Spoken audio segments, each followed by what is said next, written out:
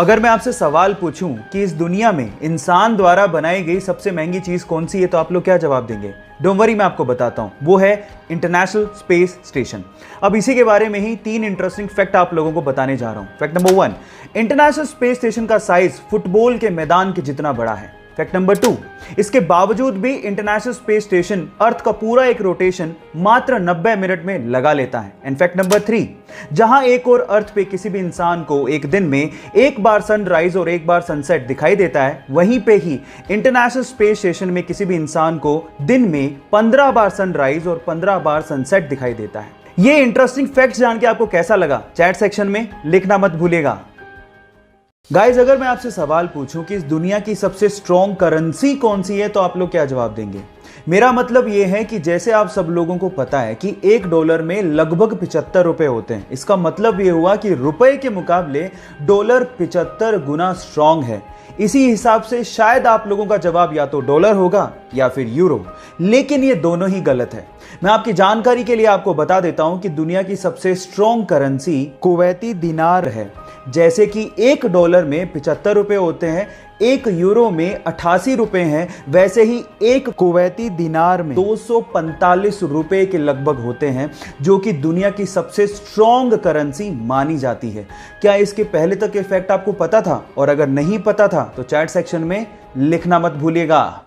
India में हर साल 28 फरवरी को साइंस डे यानी कि विज्ञान दिवस मनाया जाता है। उसके पीछे का रीजन ये है कि 28 फरवरी 1928 को डॉक्टर सीवी रमन ने रमन इफेक्ट की डिस्कवरी की थी। लेकिन अगर मैं आपसे सवाल पूछूं कि स्विट्जरलैंड में साइंस डे कब और क्यों मनाया जाता है, तो आप लोग क्या कहेंगे?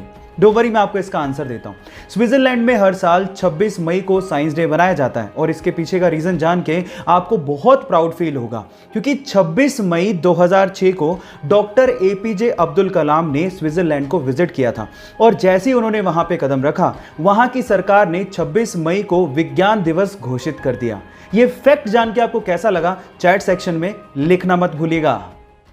यह सच्ची घटना है गुजरात के वडोदरा के अंतोली गांव की, जहां पर एक किसान एक गाय को लेके आया और उसने उस गाय को अपने घर में बांध दिया।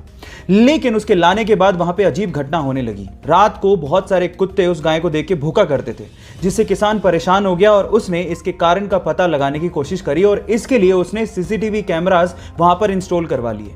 लेकिन जब सीसीटीवी कैमरास के फुटेज सामने आए तो वो किसान देख के हैरान रह गया। हर रात को एक तेंदुआ यानी कि लेपर्ड उस गाय से मिलने आया करता था। जब किसान ने इसकी अच्छे से छानबीन की तो पता लगा कि जब तेंदुआ छोटा था तो उसकी मां की मृत्यु हो गई थी और उसके बाद से इसी गाय ने उस तेंदुए को पाला था और इसी वजह से वो तेंदुआ रात में उस गाय से मिलने आया करता था। गाइस, ये जानवर भी एहसान का फर्ज निभाना जानते हैं, जो कि शायद इंसान भूल गए हैं। आपको ये फैक्ट जान के कैसा लगा? गाइस, अगर आप रेड कलर कोक के केन को पानी में डालेंगे तो आप देखेंगे कि वो डूब जाएगा, लेकिन अगर आप डाइट कोक के केन को पानी में डालेंगे तो वो फ्लोट करने लगेगा। सवाल ये कि ऐसा क्यों होता है?